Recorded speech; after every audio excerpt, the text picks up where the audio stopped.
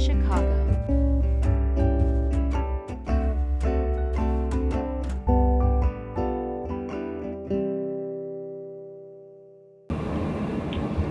Hello, I'm Nathan. Welcome to another episode of the Bridging Chicago podcast. You can find the Bridging Chicago podcast by visiting our website, www.bridgingchicago.com, by visiting our Instagram and Twitter, where our handle is @BridgingChicago, or by following us on LinkedIn. Today, I am joined by Jeffery Leving, an attorney in Chicago, focusing on fathers' rights and family law. So, Jeffery, thank you so much for joining the podcast today. It's my pleasure, and it's great being here. Yeah, we're happy to have you, especially in studio, because we're so happy to be getting back to doing some in-person recording. So happy to have you here. Since we are Bridging Chicago, and we always start with asking our guests about their Chicago story. So if you can tell us, either were you born here or what brought you here to Chicago? Well, I was born in Chicago. Oh, okay. At the Langen Hospital on the south side. Is the hospital still there? I hope so. I don't know. I don't know. We'll have to check. I was born a long time ago. Okay. I always find it interesting when people tell me they're from Chicago, because one of the things that we know here is that the city is big on its neighborhoods. People love their neighborhood. All the neighborhoods are very different, very vibrant. Can you tell me about what your Chicago neighborhood was like? I grew up on the southeast side of Chicago. Okay. At 9009 South Euclid. That's right near, it's between Jeffrey Boulevard and Stony Island. Okay. And it's closer to Jeffrey Boulevard. And it was a very nice neighborhood, and I went to Warren Grammar School, and after that, Bowen High School for 3 years only. And it was a great experience. Actually, Muhammad Ali was my neighbor, and I remember I walked over to his house once. I just figured, I wanted to meet him. Yeah. So he invited me in his house. His wife was there. And it was very interesting. He was playing Howard Cosell tapes for me. Now, I was a boy then, so I didn't even know who Howard Cosell was. Yeah. But he seemed to love Howard Cosell. So I was just trying to pretend that I was really interested. And I didn't know what Howard Cosell was talking about. Yeah, I don't think people who did listen to Howard Cosell knew what he was talking about half the time, so you're not alone there. That's so interesting, and that's the kind of stuff, the Chicago stuff, that you don't hear about all the time, you don't read about all the time, because those are the stories of people who live here, who know the area, who know the heartbeat of Chicago. You can't get that without at least visiting here and spending some time here in the city. Yeah, absolutely. And visiting different neighborhoods is also important, because there's so much enrichment in the various neighborhoods. And I actually moved to the north side after my parents were divorced. I moved with my mother. Okay. My dad moved out. And I went to Senn High School my last year. Okay. What difference was that you saw in there? Was it really different moving up to the north side? Different people? Like, what did you experience? It was very different for me, because when I grew up on the south side of Chicago, it seemed to have a real community feel. And I knew my neighbors. Yeah. I knew my neighbors on the south side. Mm-hmm. On the north side, it seemed much more urban. It seemed highly congested. And I was living in a giant apartment building. I didn't even know any of my neighbors. Yeah. It seemed as if it was almost a different city. Yeah, and I think you do get that feeling. I live close to downtown here, so for me, I'm around tourists a lot. There's a lot of attractions here, a lot of good food here, but it does seem very touristy. So when I go out into the neighborhoods, it's always an interesting time, because I love seeing people out. Sometimes they'll be gardening or sweeping their porches. They'll be talking to each other over the fence. Like, those are the things that I grew up with in a small town that do actually happen here out in the neighborhoods.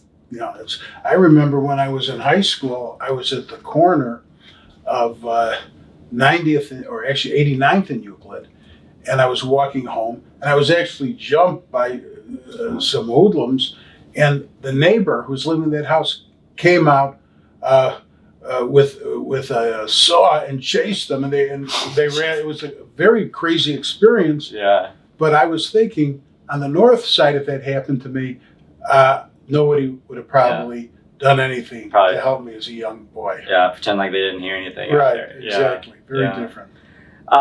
So after you graduated from high school and you were deciding what to do next in life, did you know right away that you wanted to be an attorney, or how did you go about going to college, and then where did you go to college? Well, I was always interested in the law Okay. because I saw a lot of injustices growing up in Chicago, Mm-hmm. and especially once in high school, where I saw a fight between certain high school students, and the police were there watching it. Yeah. Until they finally decided to break it up. They wanted a little entertainment. So I was always interested in law, but when I was younger, I was more interested in the media, communications, radio and TV. So I first went to Loop, a city college, which was, it's now called Harold Washington, which is interesting. My mother was a secretary years after that. Oh. And then I went to Amundsen Mayfair, and then I went to Southern Illinois University, where I graduated with a degree in communications, radio, and television. Wow. So you went to Carbondale then? Mm-hmm. Which, for those who don't know, Illinois is very far from where we are here. Very far. And very different. Exactly. It was completely different than the South Side or the North Side or any place in Chicago. Very different. It was close to Kentucky. Yeah. Yeah, I'm from the central Illinois, so I'm almost exactly halfway between like St. Louis and Chicago. So it is very different depending on where you go. But obviously, after you graduated from SIU, you came back. Did you come back here to the city right away? Yes. Yeah, and to go to law school? To work and make a living. Okay. Because I put myself through college, which was a struggle and sometimes a nightmare, even though it was valuable to me growing and learning, but I needed a job. So I worked for about 2 years, and it was very difficult, and then I ended up going to law school. Okay.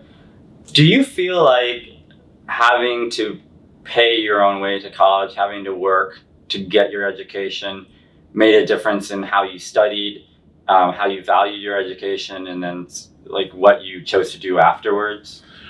Well, to me personally, it did. Yeah. Because I had to give up a real social life to work and put myself through college. When I went to Southern Illinois University, I had to get a job as a dishwasher while I was going to college full time, so I could eat. Yeah. So it meant a lot to me to take advantage of the university because what I had to give up to go there. Yeah. Yeah, and I think that, education is one of the greatest resources. And I think that providing access to education is very important. And I think that when you have to work hard for that, there is a level of appreciation there that I've seen in people. It's the same. I hear from a lot of people who are children of immigrant parents who have a special value because their parents had to work really hard to get here, and then they want them to take advantage of every opportunity that they can. It's the same sort of spirit that you hear in that a lot of times. Yeah, when I was a little boy, my grandfather was an immigrant, and he was pretty important in raising me. He lived with me, and then when he died, that's when my parents divorced, and then all kinds of different things happened. My brother ended up in a Catholic orphanage, and my mother was living in poverty. So a lot of difficulties occurred then, which I think helped turn me into who I am now. Yeah. Some people can look, it's difficult to see into other people's lives, and some people can look into the lives that, maybe the life that you live today, and say, you're an attorney, you probably make good money, you probably are very comfortable, life probably isn't very hard for you. But one of the reasons that we really like to share stories here at Bridging Chicago is this kind of stuff, because I think people don't always realize what you have to do to get to where you are, no matter who you are. Like, it takes a lot of work. It takes a lot of perseverance. It takes a lot of trial and error to get to that point to where you can be successful and you can help other people. And I think your story is certainly one of that. Yeah, it was a story of struggles, and I ended up concentrating in family law, matrimonial law, custody, helping fathers and children, et cetera, because of experiences I had to deal with as a child. If I wanted to really focus on making as much money as I could have concentrated in catastrophic injury cases, medical negligence, but that didn't motivate me, and it didn't tie into my mission. Yeah, I think providing access to justice, one of the reasons I really love to be a paralegal is that we are a bridge to justice to people. And so providing access to justice to people is really important to me. And when you start to see how other people experience that, what is it for you in providing that access to people has been really important, and what's been most rewarding for you in doing that? Helping people that otherwise couldn't get any help. I'll give you an example. As a young lawyer, I handled criminal defense cases.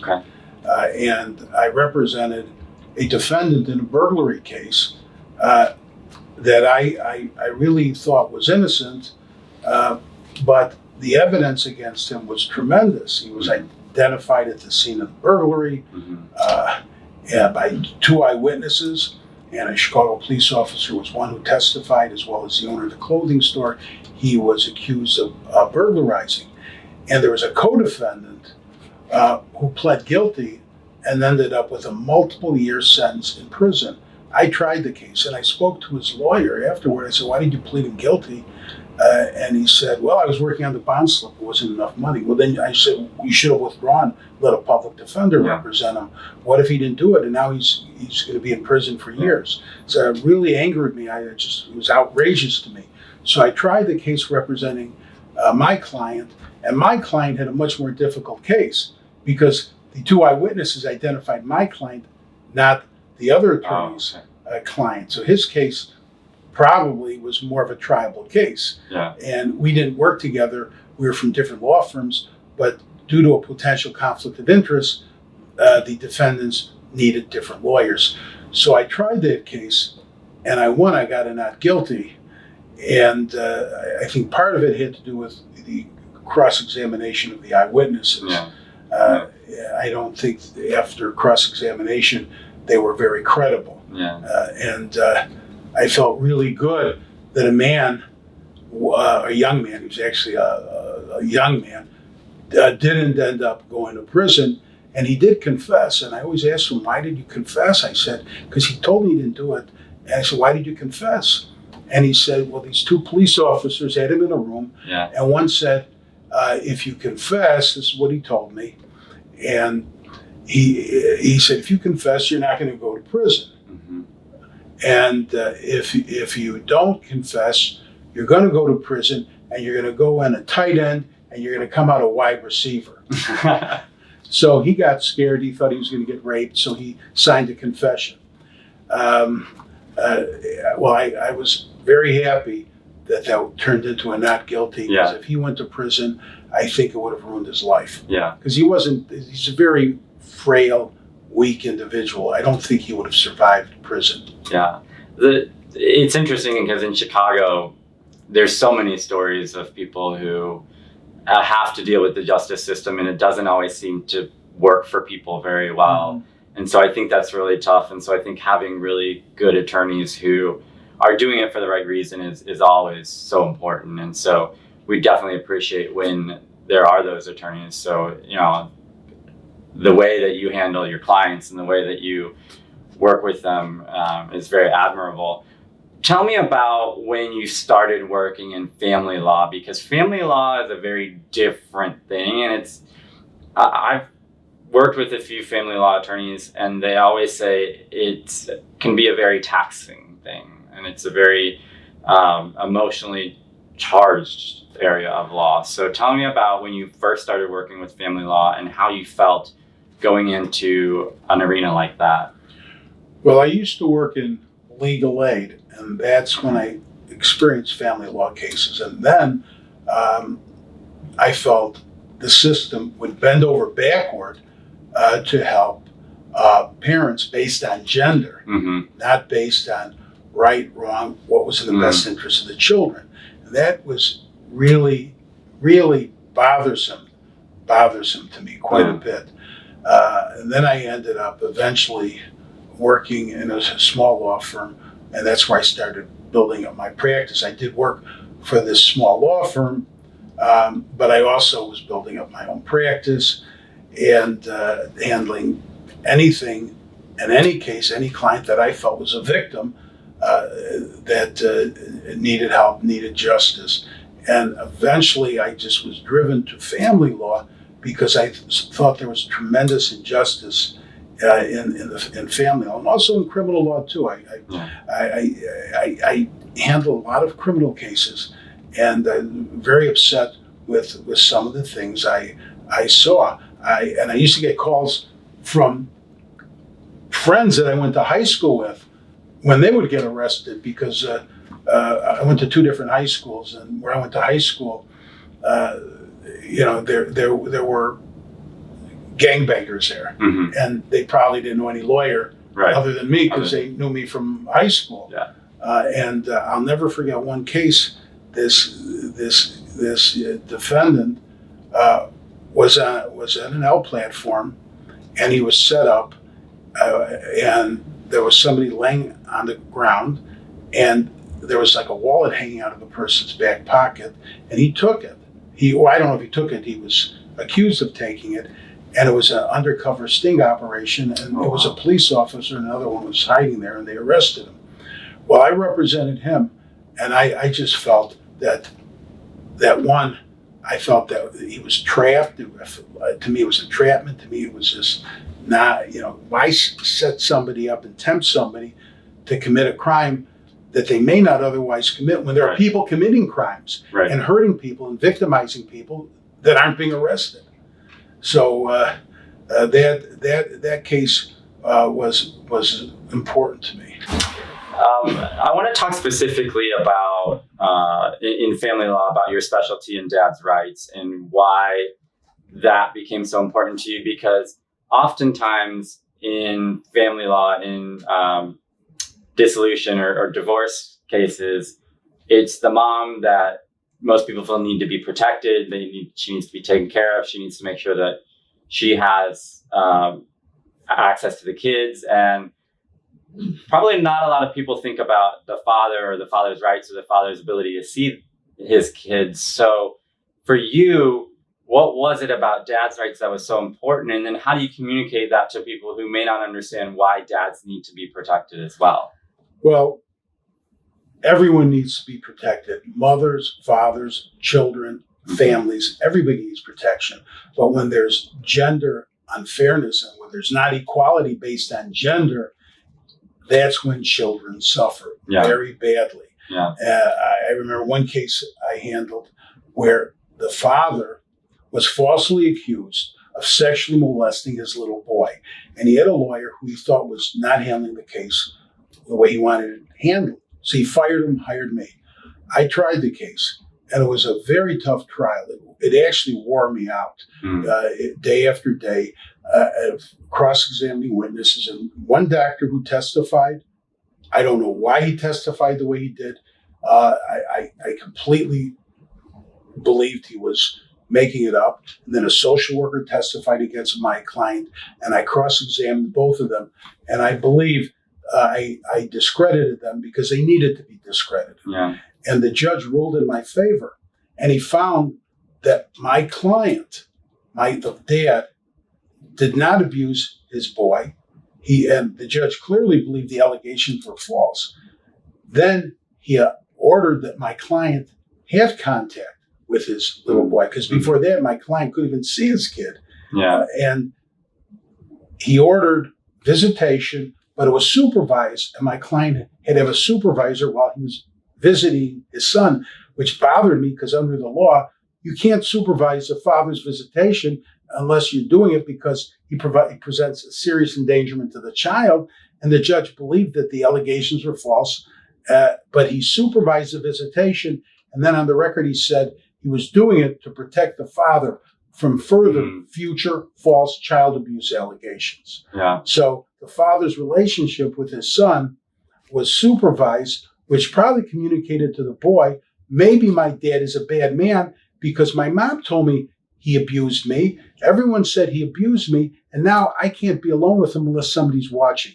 So it probably helped support the parental alienation, but the judge required supervision because I think he believed if he didn't, my client would eventually end up in prison. Yeah. And he didn't want my client in prison based on false accusations. Yeah. And that's not the first time something like that happened. I handled a lot of cases similar to that were outrageous to me. False allegations of abuse, fathers being cut out of the lives of their children, and children suffering because of it.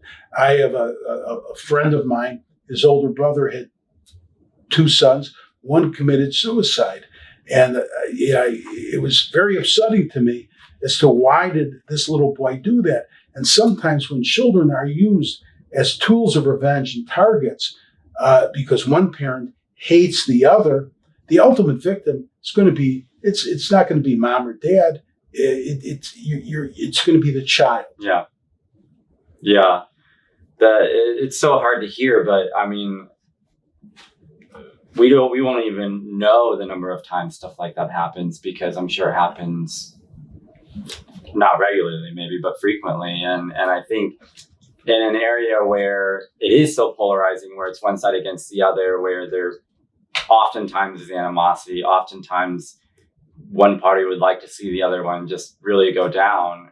I think having someone there, having an advisor there to make sure that things are happening the way they should, the right thing is happening, is really important. But how do you sort of balance that with feelings, with emotions, with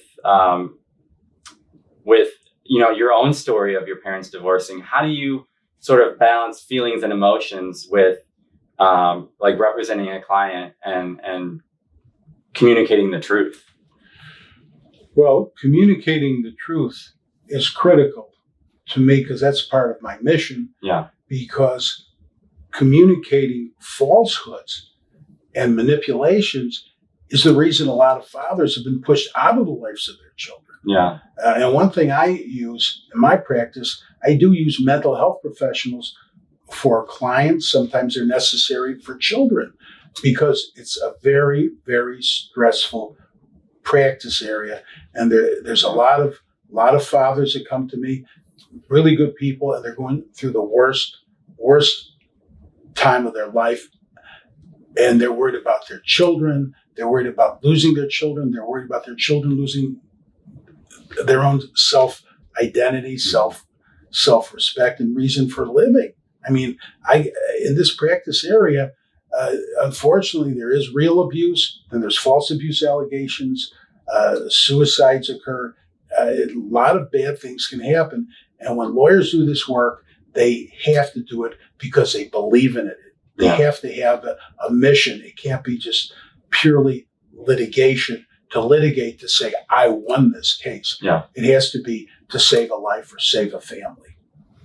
And you've been able to do it really well, obviously, because you have had some people come around you, support you. I don't want to say praise you, but, show how well you're doing with what you're doing. And so obviously you've been able to do that well over a number of years. How have you been able to grow that network? And then how have you been able to sustain sort of that high level of care that you put into what you do?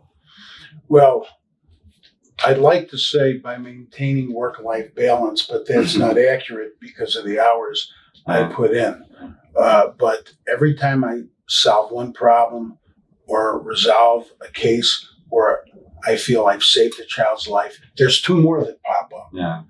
So it's an ongoing mission, and I'm hoping I could at least contribute to changing the system so the work I do doesn't become so necessary. Yeah. In one case I think about a lot is Ileon Gonzalez. Yeah. And when I helped reunite him with his father in Cuba, and I do have relatives from Cuba, and they've all left, and there's one who was a doctor in Cuba, and he denies being Fidel Castro's physician, so I can't talk about that because he'll get mad at me. But he was a very successful physician in Cuba. He was born there, grew up there, and now he moved to Israel, and he's a doctor in a hospital in Israel, and he's the only Cuban doctor in that whole hospital. Yeah. And he's actually visiting with me in Chicago now, and it's really good to see him. And maybe I'll call Ileon and put him on the phone. Yeah. Maybe I won't, because the phone call would probably be taped. Yeah. Yeah, I mean, those stories get the headlines, certainly. And but I think clearly family is very important to you. And I think that is really, really good to hear, because we all know the lawyer jokes. I mean, I work at a law firm. I've heard people talk about lawyers, and I think that certainly there have been lawyers in the past who don't do it for the right reasons, or who don't do it the right way. That's going to happen in any industry. But thankfully, the attorneys, most of the attorneys that I've had the pleasure of being around, which have been many, are really good people. And actually, they really care deeply about their families and their clients' families. And that often motivates why they do what they do and how they do what they do, and the hours that they put in, because it is a job that it does have a heavy requirement. And I think that the people that I've been around, and you included in that, are really motivated by their family and by just wanting to provide well for their families, just like everyone else, really. Yeah, passion is really important. Yeah, I've tried cases against lawyers, and some lawyers just fight because they just want to fight. They don't care.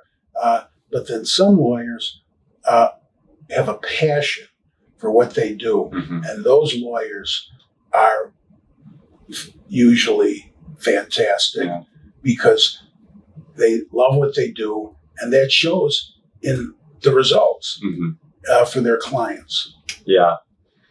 Let's talk about your books a little bit, because I definitely want to hear about how you started writing, why you started writing, and then let's hear about Jeffery Leving, the author. I started writing for a lot of reasons, but the media is so powerful, and writing books, writing articles is a very important way to communicate the change that's necessary. The first book I ever wrote, Father's Rights, which is a great book published by Basic Books. And in it, on pages 46 and 47, I have the statistics that show the impact of father absence on children. For instance, fatherless children are more likely to become victims of sexual abuse. Little girls that are father absent are more likely to become victims of sexual assault. Children that are father absent are more likely to do poor academically. And that's in Father's Rights. And I'm proud of that book. It's my first book. And I did get a little support from Barack Obama then. He wasn't president. That was a long time ago. A very long time ago. Yeah. But I did write a book, How to Be a Good Divorced Dad. And I did get support from Barack Obama for that book. And he was president then. And it was an honor. I served on his National Finance Committee, so it was an honor to do that. And I also wrote a book prior to How to Be a Good Divorced Dad called Divorce Wars. Yeah. And that was a little different than my other books. Yeah. And I'm constantly writing articles, and I'm doing everything possible to get articles published, because that's a good way to facilitate change, communicate justice. And luckily, I've been getting a lot of them published in various newspapers. Yeah. Well, I think it's, when someone can share knowledge in a way that it has passion, but also, I think, just puts the truth out there without bias, I think is really important. And those are the articles that I really like to read. And I think in this particular arena, father's rights, it's important to remember, as you were saying, that it doesn't matter the gender of the person. It matters two things. One, that there's fairness, and two, that the kids are taken care of. And I think that's always very important. And so with these books, as you mentioned, Father's Rights here, and then How to Be a Good Divorced Dad, those are really going to help people understand why what you do is important, and why you keep doing it. And then I would assume also why you help bring up the next generation of people who are going to follow in your footsteps in doing this kind of work. And that's my main focus now. I have lawyers in my firm, younger lawyers, and I'm training, mentoring, working with them so they could carry on my work into the future. Yeah. And that's a lot of work. Yeah. Because, it's just a lot of work. Yeah.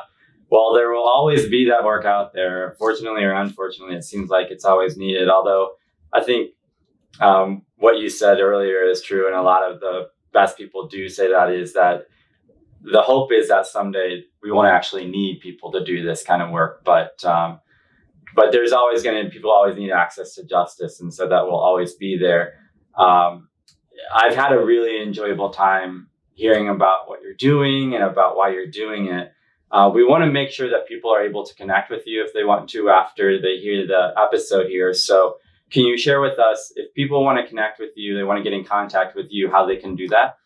My phone number is 312-356-DADS, 312-356-DADS, or 312-807-3990. I also have a website, dadsrights.com, dadsrights.com. I have a lot of social media, and I also chair a government body for the governor, the Illinois Council on Responsible Fatherhood. I also volunteer time for the Fatherhood Educational Institute, which is a 501c3 charity. And if anybody wants contact information for those organizations, just contact me at 312-356-DADS, and I'll get right back to you. Amazing. Well, thank you so much for sharing. It's been really, really cool to hear what you're doing, and we really appreciate it. We want to thank you for tuning into this episode of the Bridging Chicago podcast. You can connect with us on Instagram and Twitter, where our handle is @BridgingChicago. You can also find us on LinkedIn by searching Bridging Chicago or visiting www.bridgingchicago.com. And be sure to visit dadsrights.com or visit them on Instagram or Twitter, where their handle is @dadsrights. Again, thanks for joining us, and we look forward to seeing from you on another episode of the Bridging Chicago podcast. Thanks for listening to this episode of Bridging Chicago, as produced by the SATC Solutions Center. Nothing contained in this podcast shall constitute financial, investment, legal, and/or professional advice. No professional relationship of any kind is created between you and the podcast host or guest.